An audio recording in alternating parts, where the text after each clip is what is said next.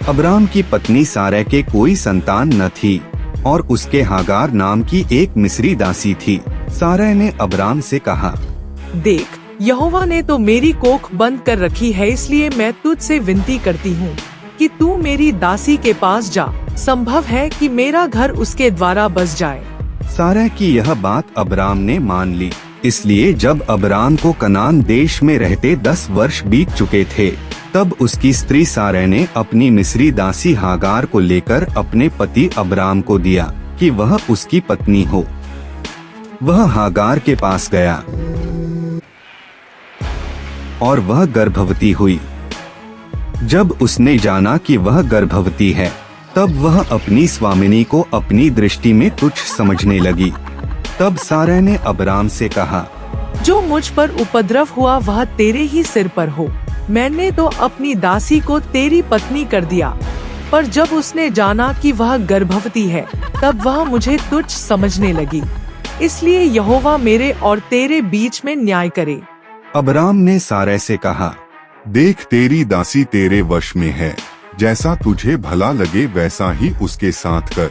तब सारै उसको दुख देने लगी और वह उसके सामने से भाग गई।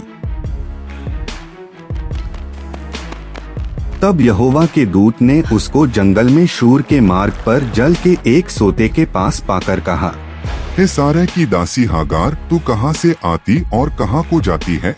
उसने कहा, मैं अपनी स्वामिनी सारै के सामने से भाग आई हूँ। यहोवा के दूत ने उससे कहा, अपनी स्वामिनी के पास लौट जा और उसके वश में रह।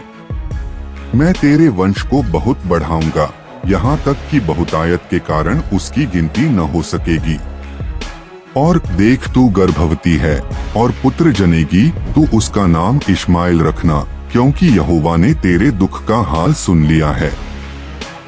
वह मनुष्य जंगली गधे के समान होगा, उसका हाथ सबके विरुद्ध उठेगा और सबके हाथ उसके विरुद्ध उठेंगे, और वह अपने सब भाई बंधुओं के मध्य में बसा रहेगा।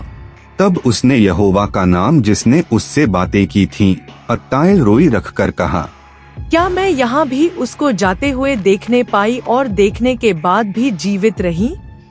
इस कारण उस कुएं का नाम बैर लहई रोई कुआ पड़ा। वह तो कादेश और बेरेत के बीच में है। हागार को अब्राम के द्वारा एक पुत्र हुआ और अब्राम ने अपने पुत्र का नाम, जिसे हागार ने जन्म दिया था, इश्माएल रखा। जब हागार ने अब्राम के द्वारा इश्माएल को जन्म दिया, उस समय अब्राम 86 वर्ष का था।